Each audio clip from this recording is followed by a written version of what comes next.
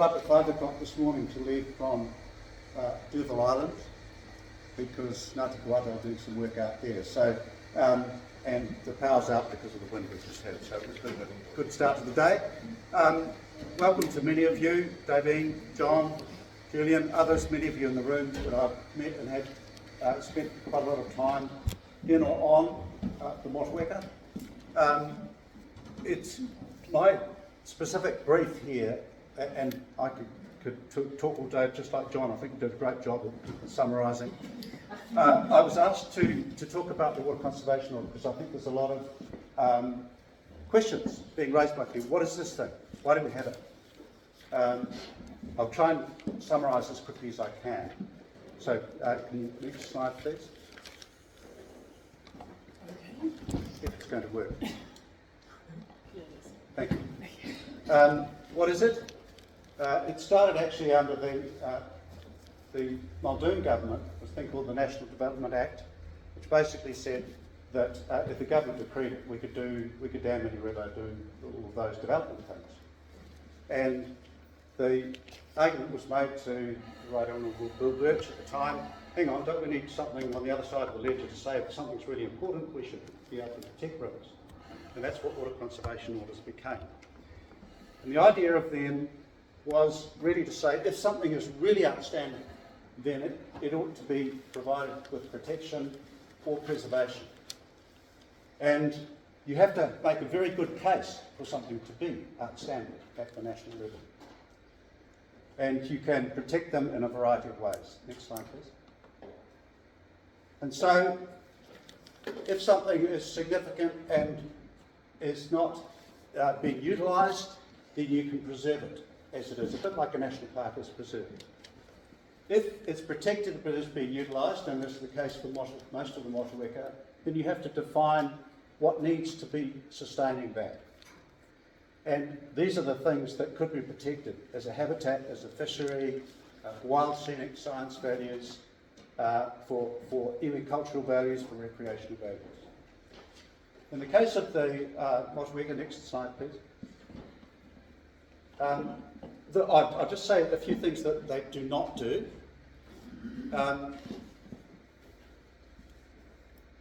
So what does it do or not do? The first thing is that you have to define something as being outstanding. If it's not outstanding, no water conservation order. So that's the first question.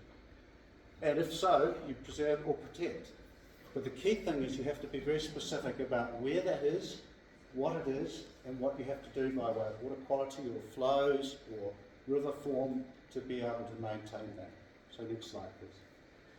So the process is quite complicated, I won't go into this, but you apply to the Minister for the Environment, who decides, yes, this is worthy of consideration. It goes to an independent panel that's appointed by the Minister to consider those things. Anyone can participate in that, it's publicly notified, and that happened in this case, in the Motueka. And then it can be appealed. I'll get to the appeal briefly, but one thing that's unique about the Motueka, all of them have been appealed. In the case of the Motueka, the hearing took a whole hour because the parties to it, even those that weren't that thrilled about the idea, were able to agree as to how that should be proceeded. And I applaud particularly Fred Owen Farmers at the time.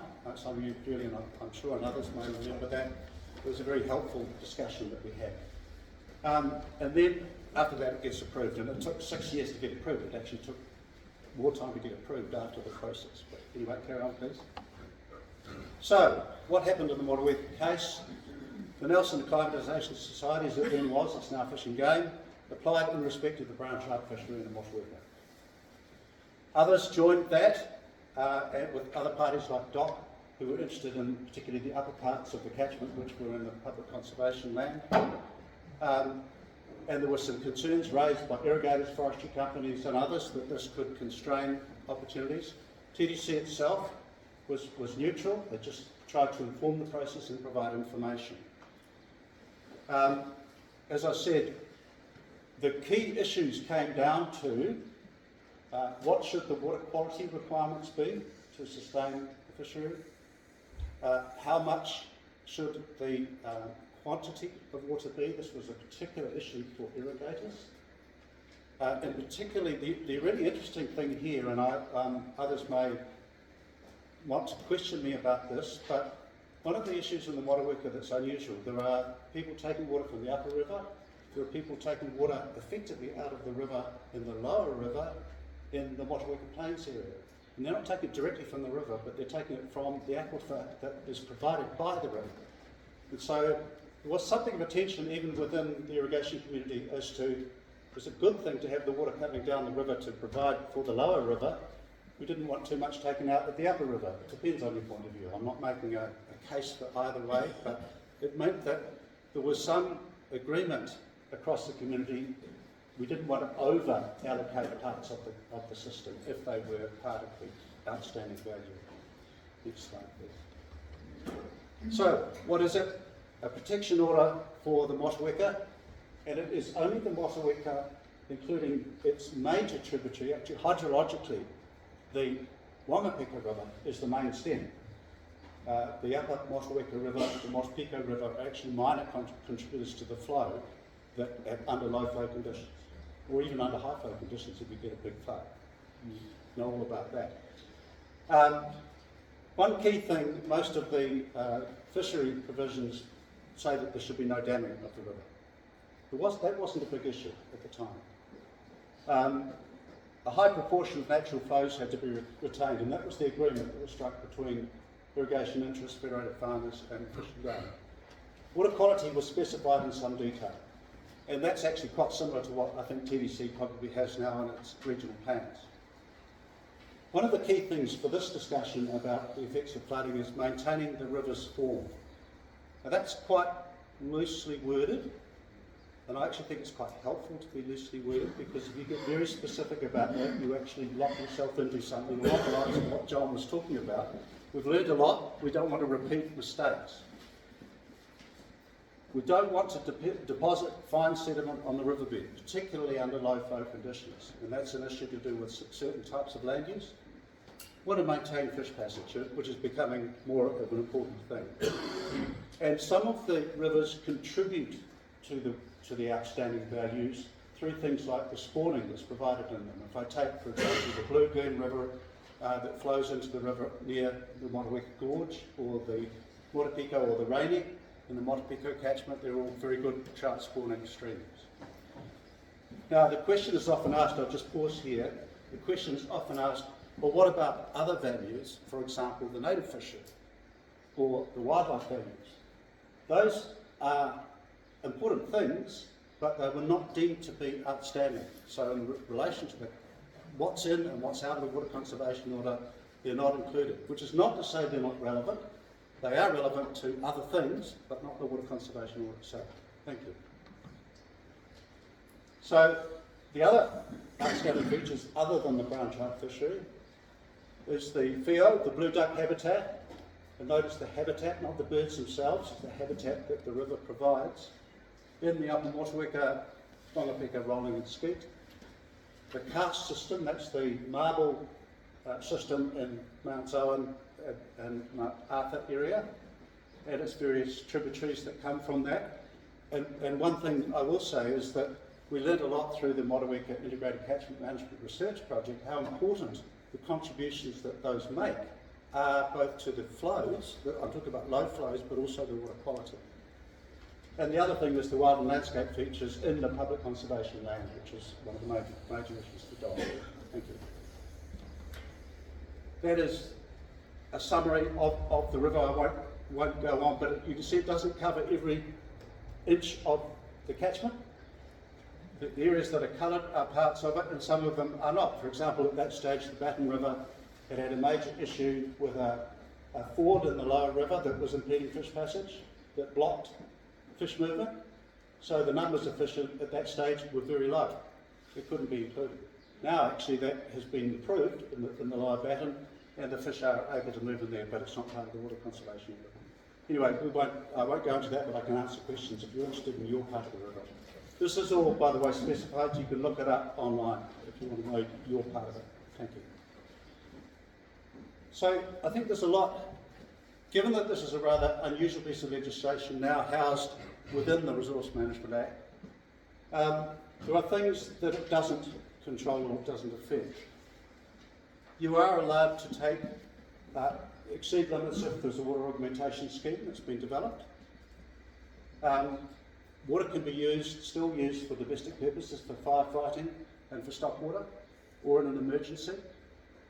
There was a specific provision in the Conservation Order about enabling things like toilets and Public Conservation Act that's otherwise preserved.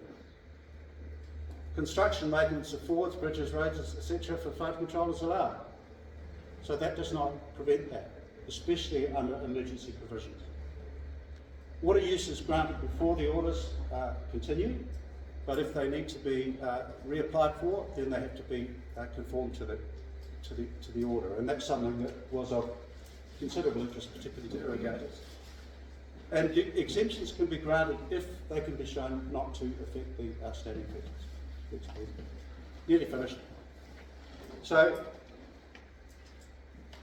the key thing in terms of considering that, if you want to take water or use water, is they can't be granted if they're contrary to the provisions of the order.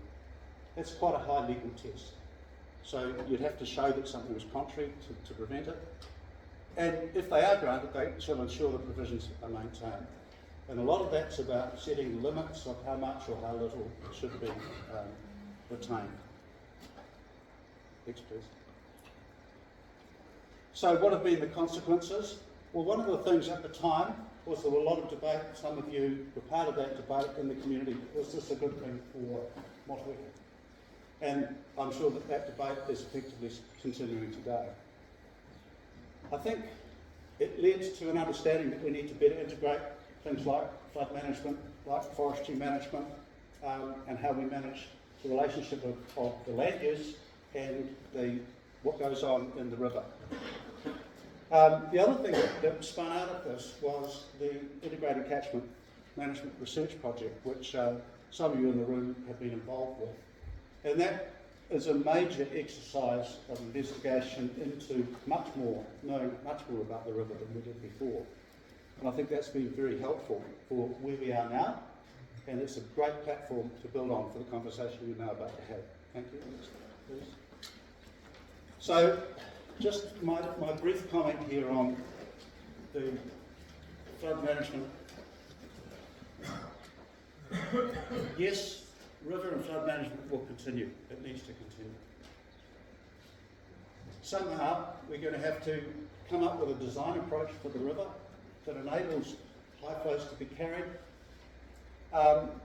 and what activities are going to be at risk of floods, how we manage the activities. And whether we like it or not, floods are a reality in rivers. The question is, how do we respond to the likelihood of them? And the other thing I would say, and I've seen this in my career over more than 40 years all over the country, is that with climate change, whether we like it or not, we're going to get more heavy, high-intensity rainfalls. People think about climate change, the sea level's coming up. I don't need to worry about it. I live in Tapa weather. Actually, what you need to worry about is high-intensity rainfall. That's what you have experienced. And I regret to say, we're all going to have to learn to live with that because we're going to get more of it. So the question is, how do we get ahead of those discussions and think, what is our response going to be so we don't find ourselves in the situation we've been in before? So I'll leave you with that thought. Thank you. I do appreciate the opportunity to speak and I'm happy to answer any questions.